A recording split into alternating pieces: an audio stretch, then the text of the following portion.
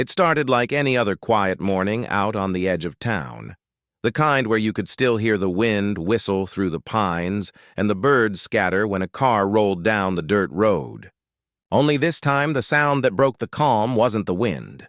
It was metal on wood.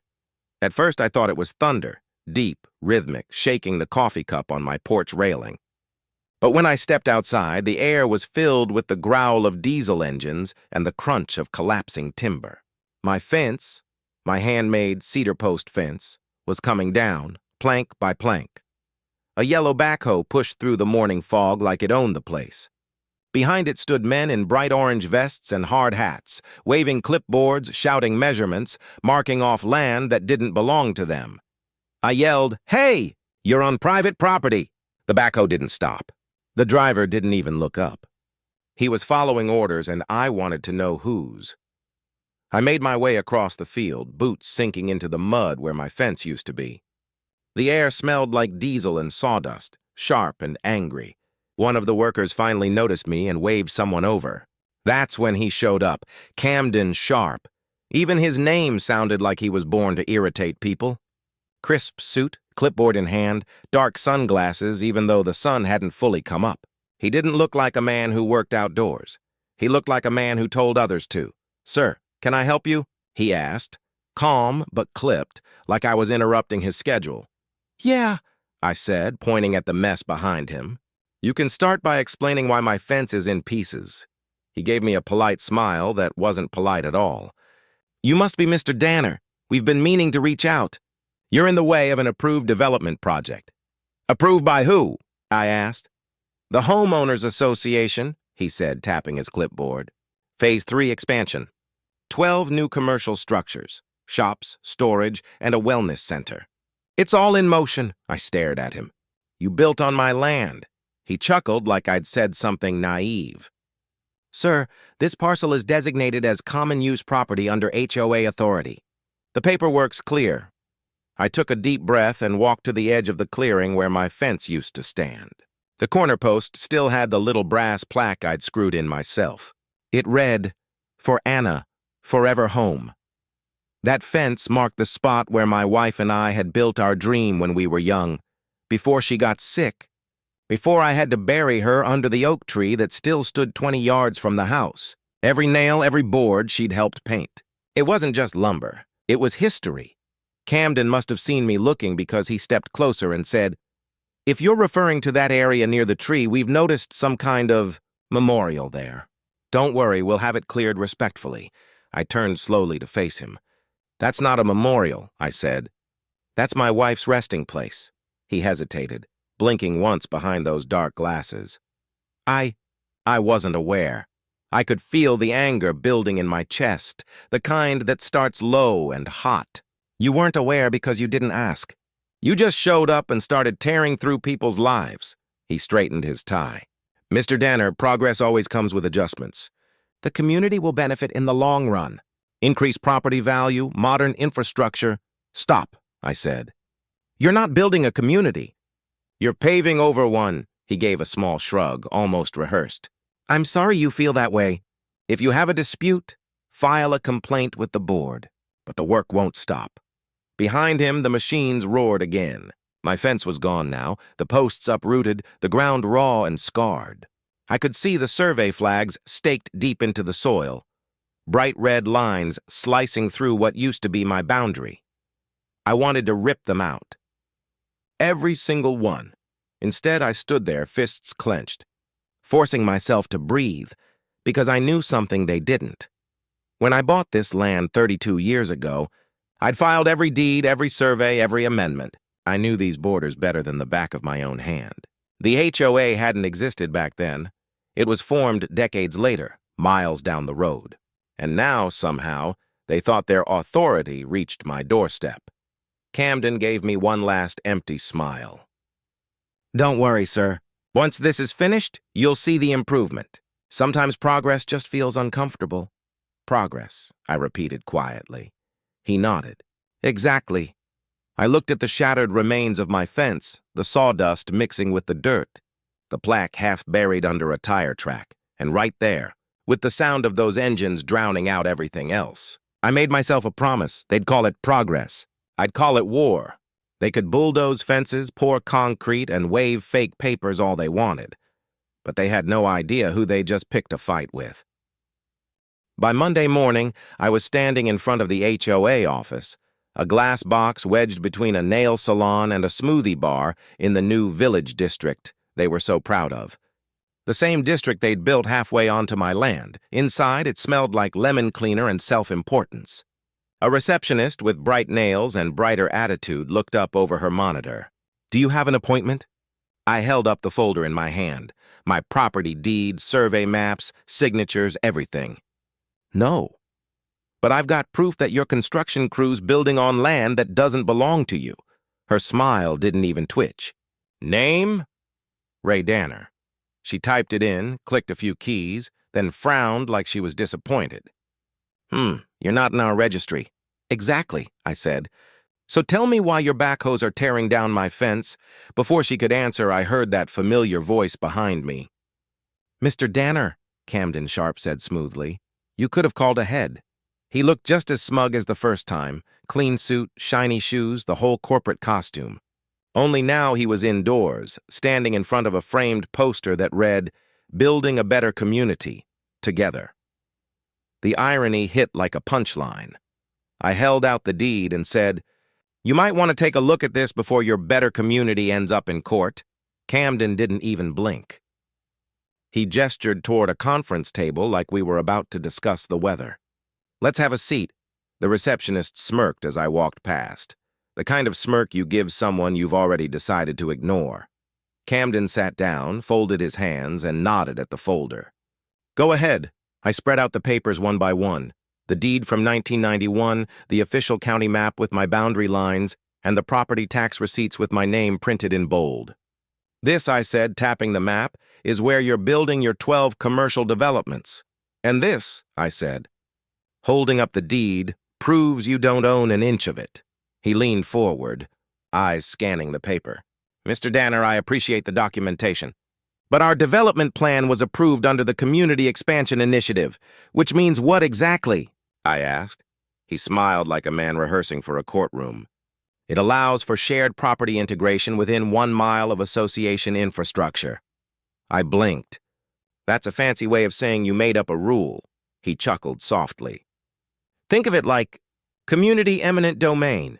"Community eminent," I stopped mid-sentence, trying not to laugh. "You can't just take people's land and slap a friendly name on it." Camden tilted his head. "We didn't take anything, Mr. Danner. We're improving it. Public amenities increase the surrounding property value.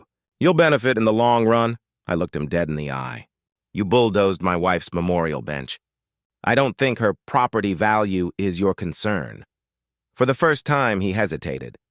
Just a flicker of guilt, or maybe calculation. Then it was gone. He slid the papers back toward me like they were flyers for a yard sale.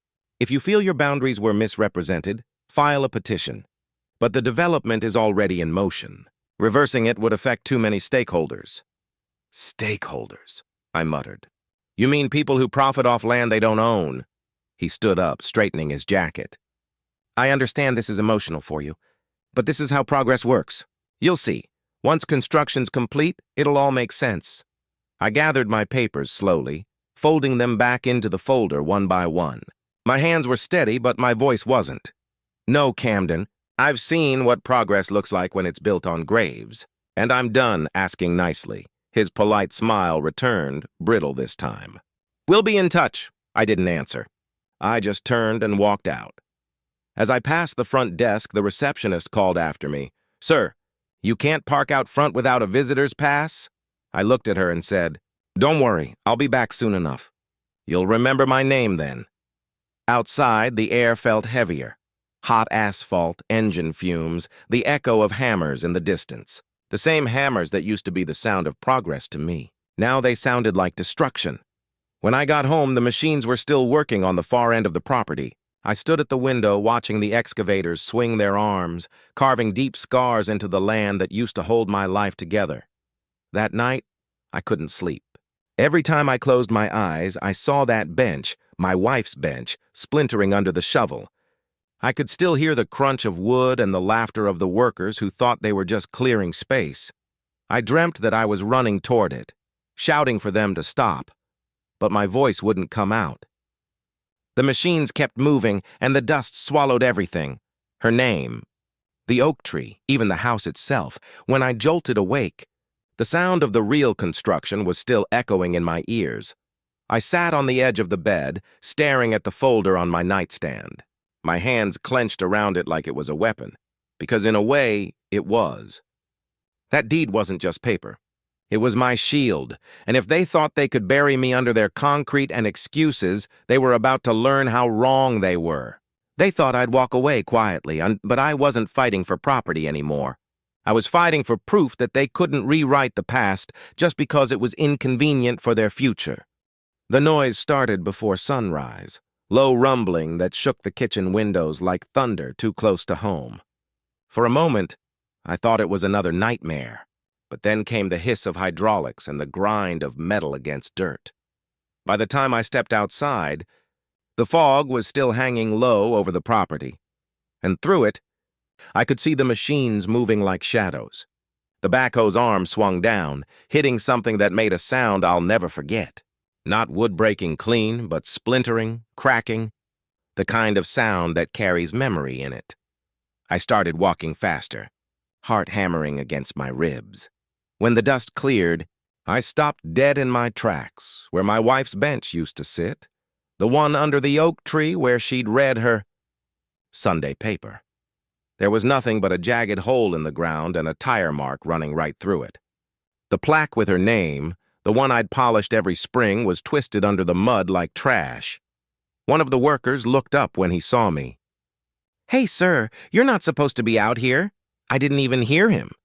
I just kept staring at that spot. My throat felt tight. My chest burned like I'd swallowed gravel. He waved toward the road. "You're trespassing on the construction site." That's when something in me snapped. Trespassing? "This is my land," I shouted. My wife's memory was right there.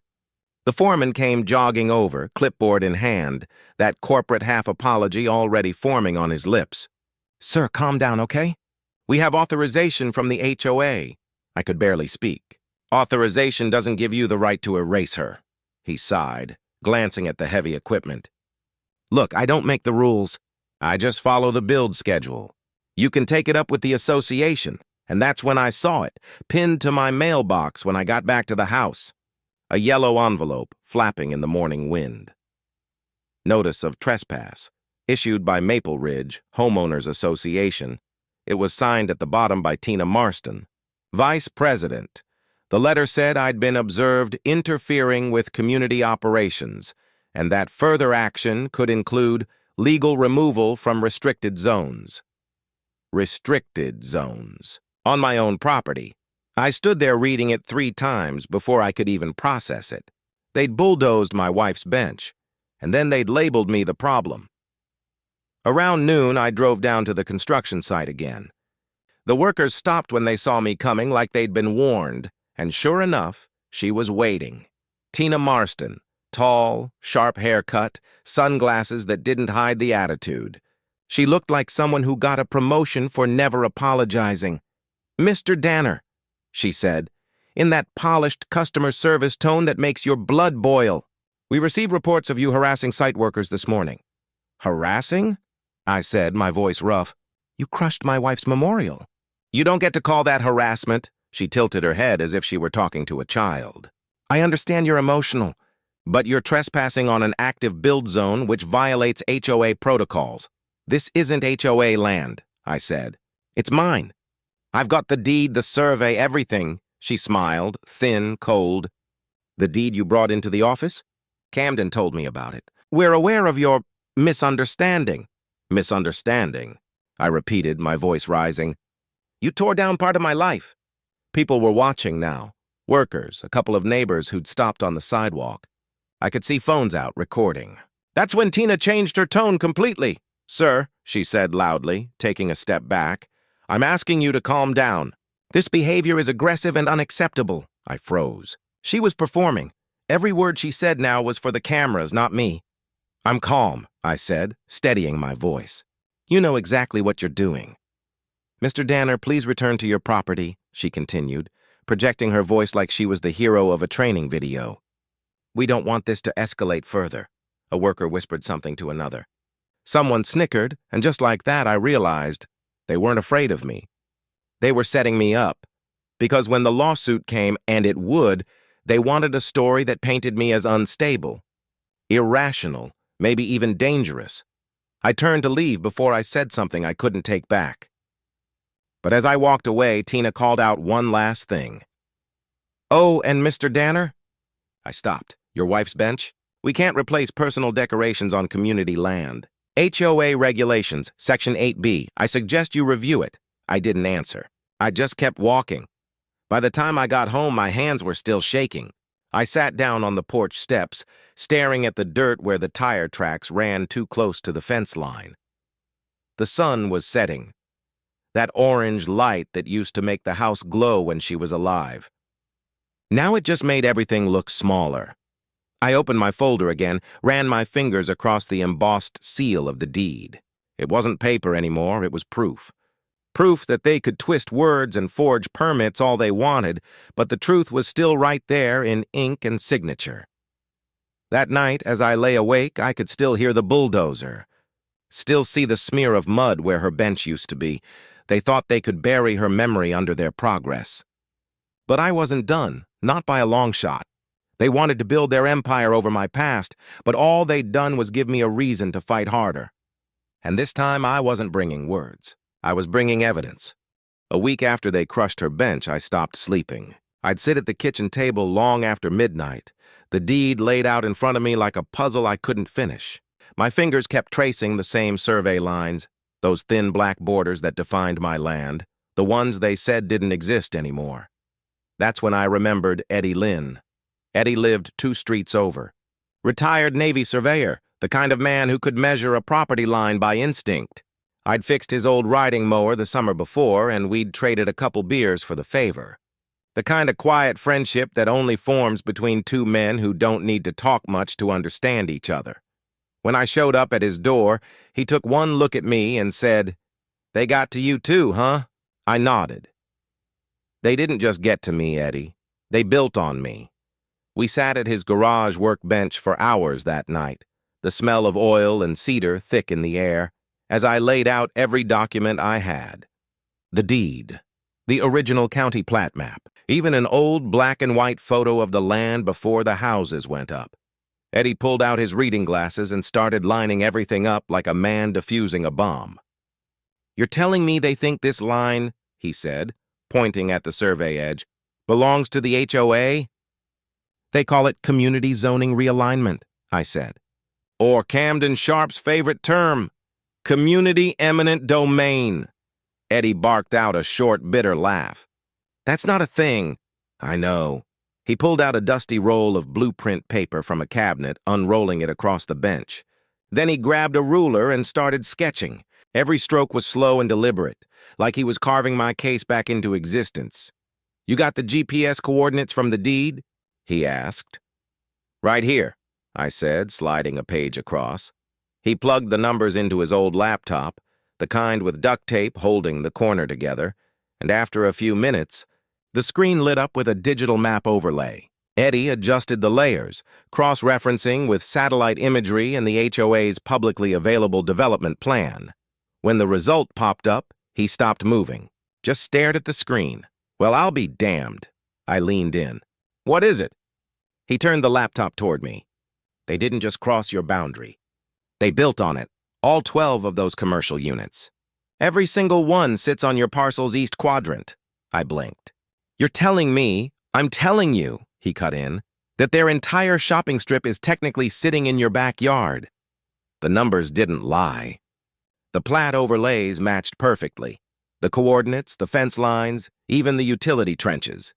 My land had become their foundation. Eddie leaned back in his chair, rubbing his jaw. "You could sue the hell out of them. You own everything they just built." I didn't answer right away. My mind was already racing ahead, through the noise of jackhammers, the trucks, the arrogance. If I went straight to war now, they'd bury it in paperwork and legal games. They'd claim ignorance, drag me through court for years. Maybe even get the county to rezone under pressure. No, I wasn't going to give them that. I needed patience. The kind they'd never expect from the man they'd just called unstable. Eddie must have seen the look in my eyes, because he said, "Ray, whatever you're thinking, don't do anything stupid." "I'm not," I said quietly. "I'm going to let them finish," he frowned. Finish what? Their mistake. I spent the next few weeks watching the construction from a distance, from the porch, from the edge of the woods, sometimes from the old service road that curved behind the property line. They thought I was beaten. Camden Sharp even waved once when he saw me drive by. That smug politician's smile plastered across his face. Let him smile. Let them hang their banners and cut their ribbons. I'd show them soon enough. At night, I'd sit with Eddie in his garage again, going over every new photo, every timestamp, every load of concrete they poured. We cataloged everything, building numbers, dates, even the utility tie-ins. By the time they installed the final streetlight, Eddie and I had a file thick enough to choke a lawyer. One night, he looked at me across the table. "You ever think about what you'll do when this blows up?" I nodded. "Yeah. I'm going to walk into that boardroom with the same calm they used to walk all over me. And when I'm done, they're going to wish they never heard the word survey." He chuckled softly, shaking his head. "You've got that look again, the one men get when they stop being angry and start being dangerous." Maybe he was right, because by then I wasn't yelling anymore. I wasn't losing sleep. I wasn't chasing apologies. I was planning, and the sound of construction, the drills, the hammering, the engines, it stopped being noise. It started being rhythm, the sound of their downfall, brick by brick, building by building. When they finally finished that last structure, the one with the big glass facade and the now leasing sign, I stood there at the edge of my property, hands in my pockets, watching the sunset glint off their stolen empire. Eddie walked up beside me, squinting against the light. "Looks expensive." "Yeah," I said quietly. "It is," he gave me a side glance. "So what now?" I smiled. "Now we show them what a real owner looks like." They built their empire on stolen ground, and I was about to make them pay rent on every inch of it. They called it Evergreen Plaza. Bright banners went up overnight, green and gold, shiny letters glinting under the morning sun. The same patch of land where my wife's rose garden used to bloom was now paved over with brick walkways and planters filled with fake ferns. The sound of hammers had finally stopped. In its place came laughter, music, and the clink of champagne glasses. I watched it all from my front window.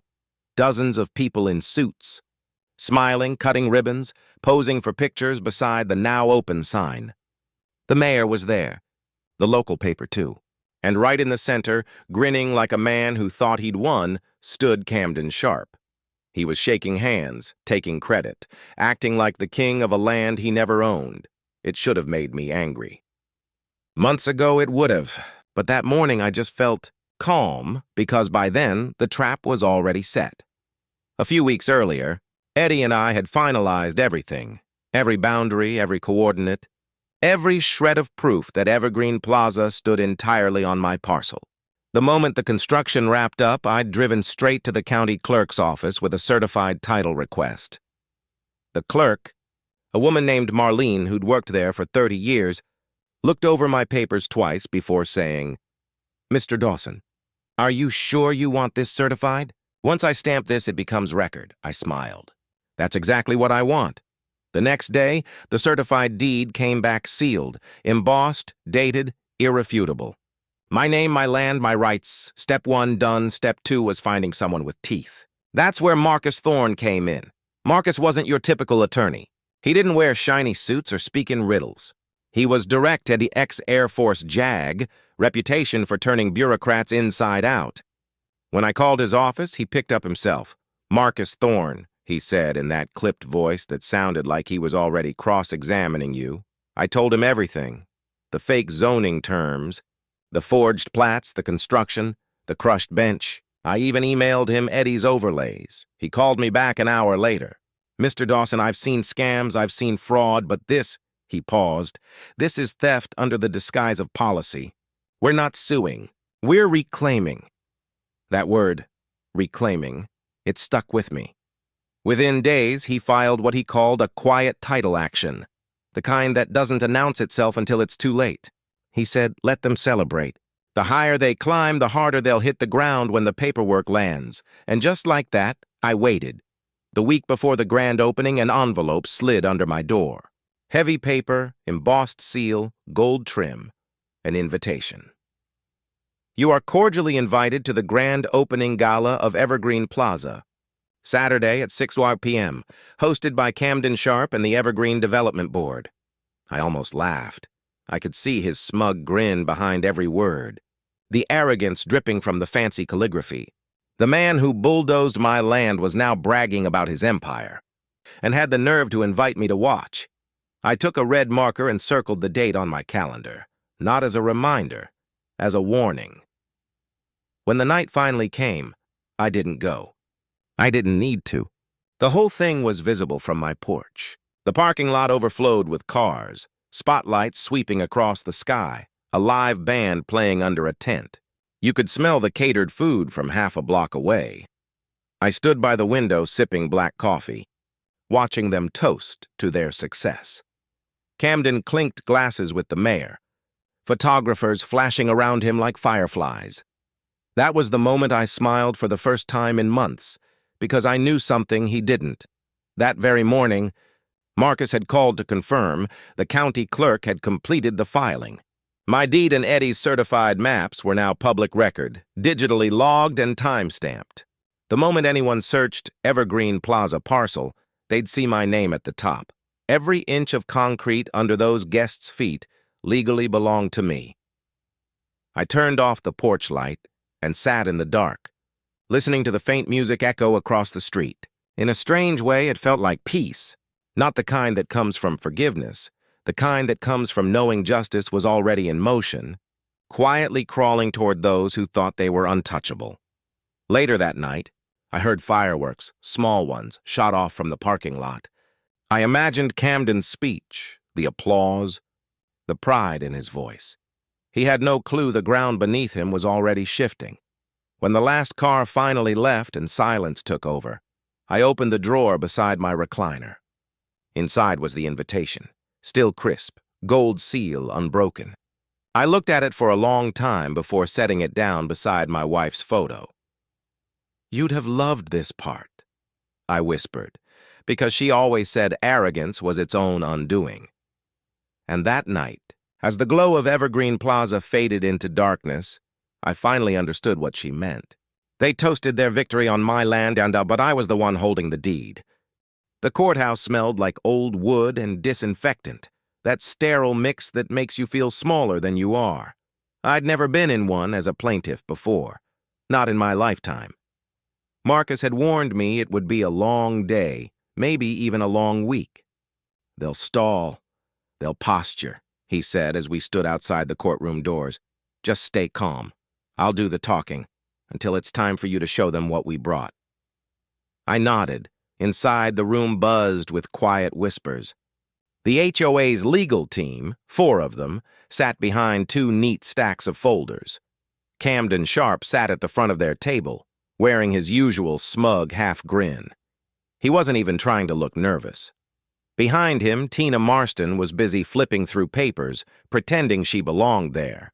The judge, a woman named Henderson, entered with that no-nonsense energy only decades of seeing lies could create. She adjusted her glasses, looked at both tables, and said flatly, "Let's make this quick. I've read the filings. Plaintiff, proceed." Marcus stood, smooth and deliberate. "Your Honor, this case is simple. My client's land, parcel 42B, was unlawfully occupied and developed by the Evergreen Homeowners Association and its affiliates, despite having no legal claim, right, or deed to the property." Camden's attorney jumped up before she even finished writing her notes. "Objection, Your Honor. The HOA acted under the authority of community improvement bylaws." Judge Henderson raised a hand. "Sit down, counselor. This isn't a zoning hearing. This is property law. Continue, Mr. Thorne. Marcus clicked a remote, and the projector lit up with an aerial photo of Evergreen Plaza. All 12 commercial buildings, neat and shiny, sitting squarely across the green boundaries of my property line. This, Marcus said, pointing, is the reality, but according to the forged plats submitted to the county last year— He clicked again, and the slide changed to a different map, the HOA's version, the same land, only the lines had been adjusted by exactly 48 feet south and 27 feet east, and they built on what they thought was theirs. The judge's eyes narrowed. You're saying these plats are falsified? That's not me saying it, Your Honor. Marcus turned slightly. That's what the county engineer confirmed. He motioned toward Eddie Lynn, who sat quietly behind me in his old Navy jacket. Eddie stood and gave a short nod to the judge. Mr. Lynn, you're a licensed surveyor? Yes, ma'am. 38 years, retired Navy Engineering Division.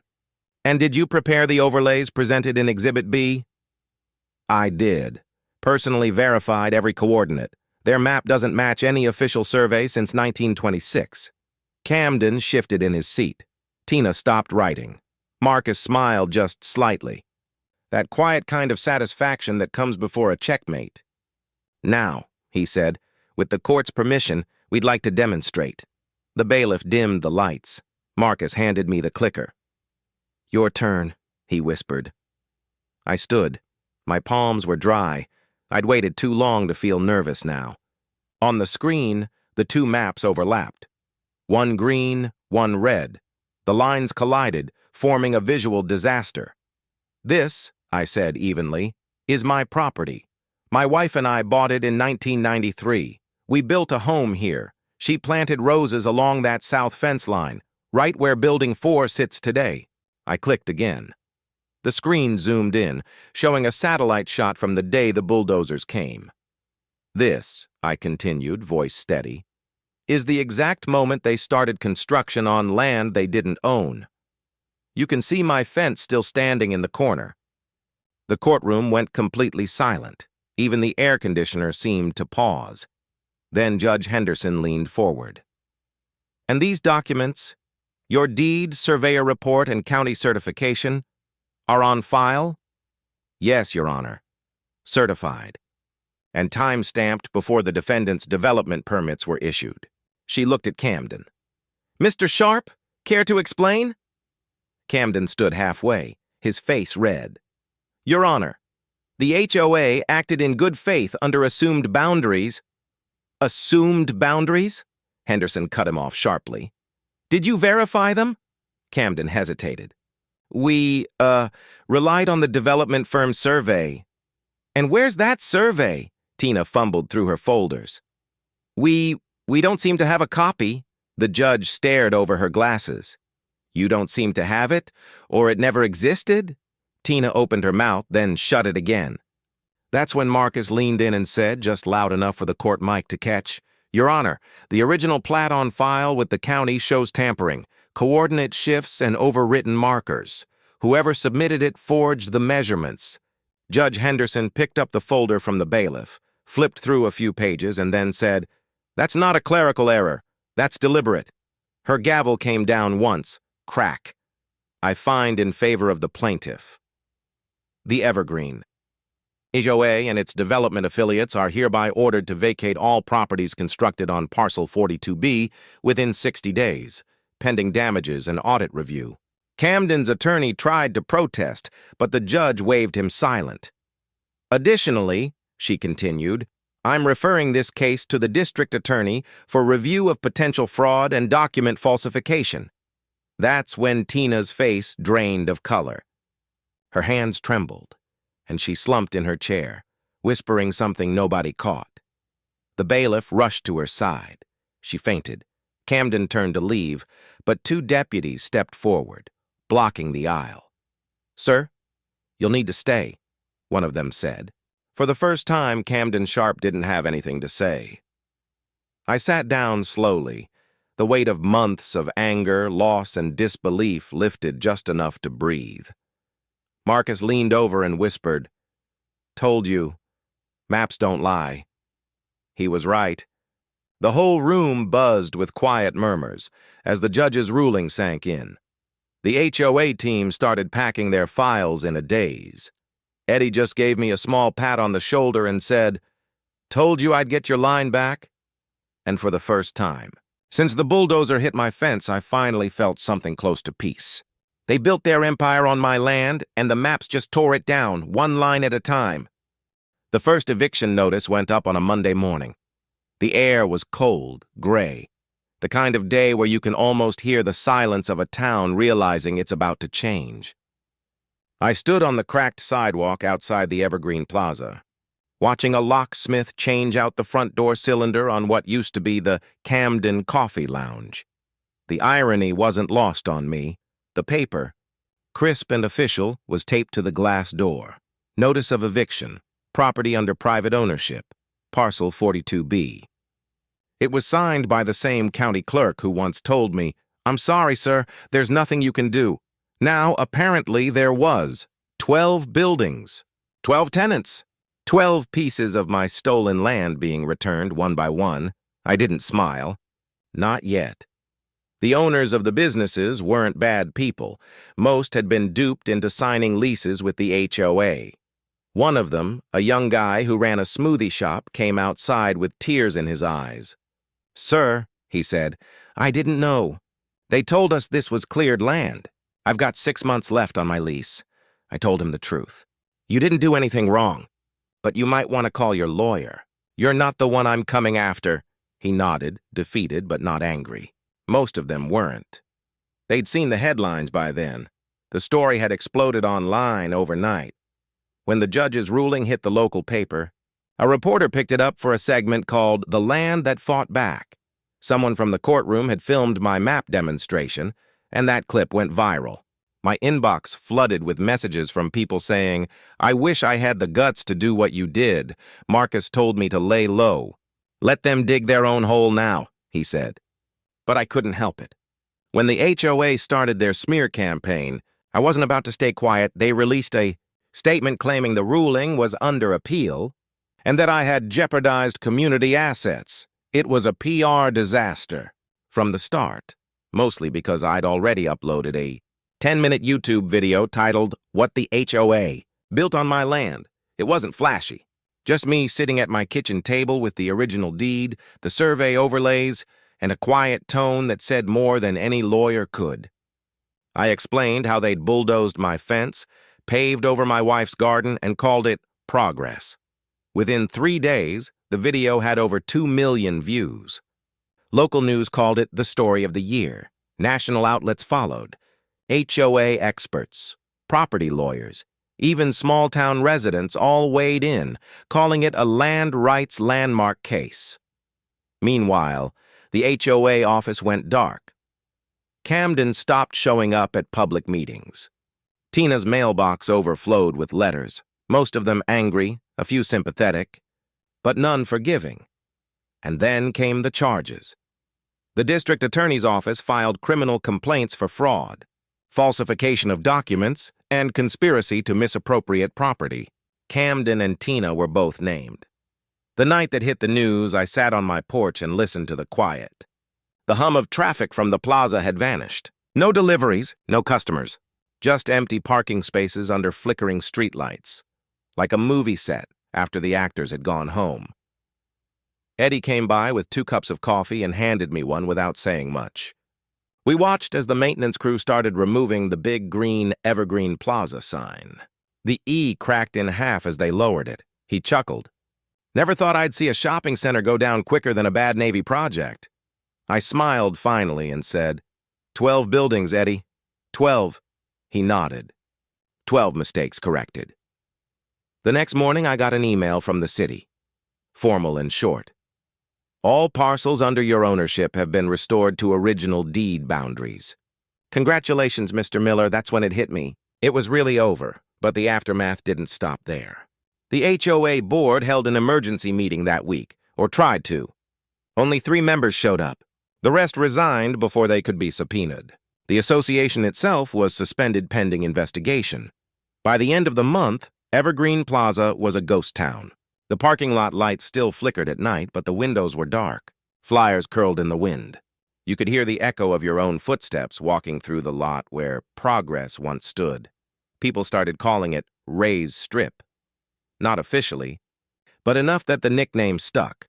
One of the local stations did a follow-up story titled From HOA to DOJ, how one man's deed took down a development.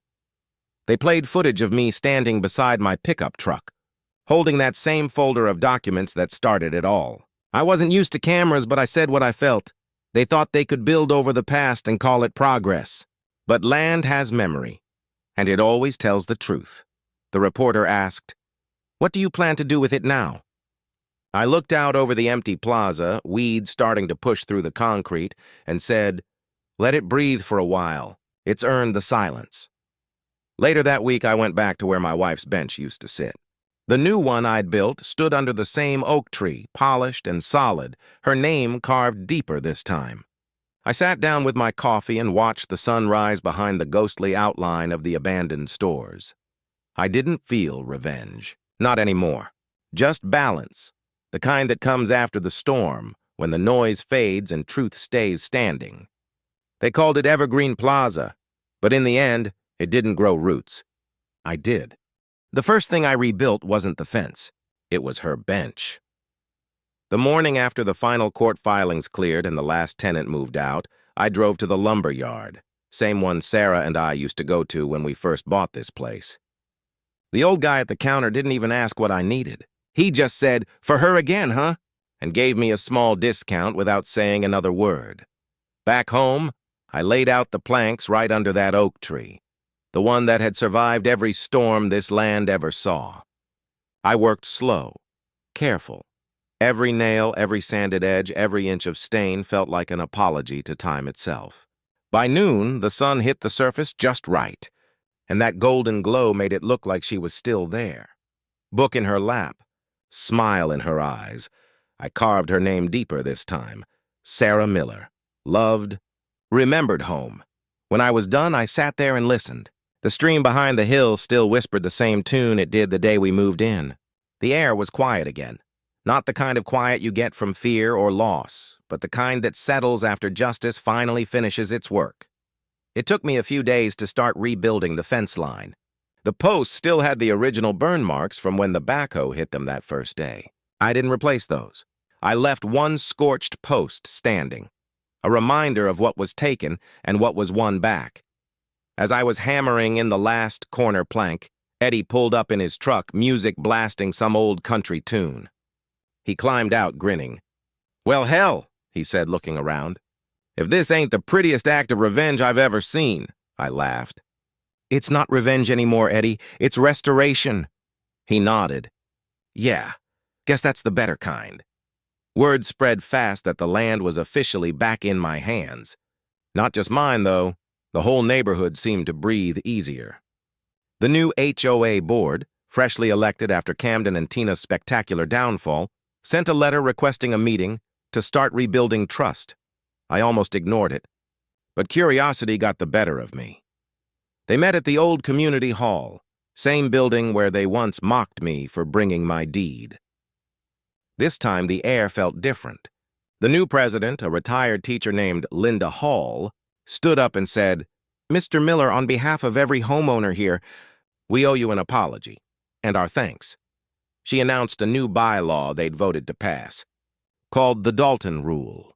It stated that no HOA in the county could alter, acquire, or claim land without verified owner consent and independent county review.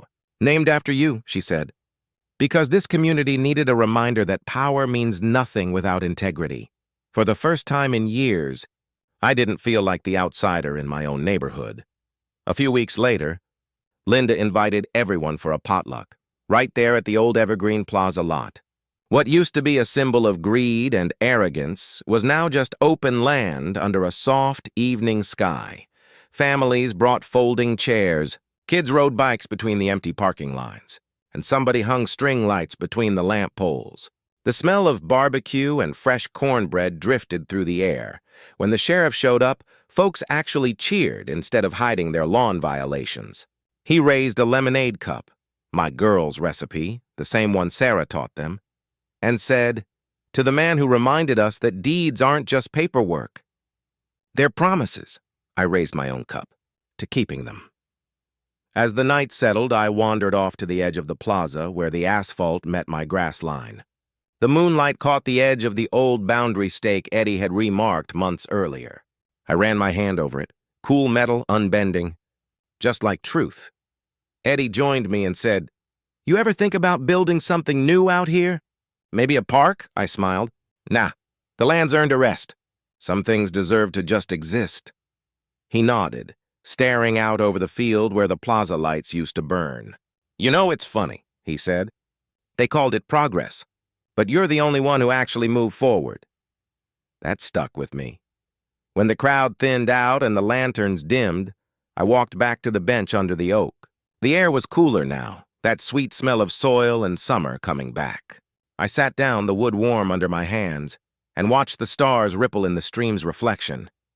For the first time since all of this began, I wasn't angry. I wasn't even proud. I was steady, like the land itself, scarred in places but stronger for it. I thought of Sarah then, of her voice telling me to build slow, build right.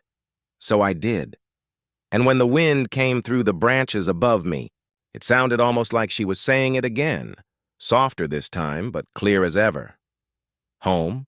Ray, you brought it home."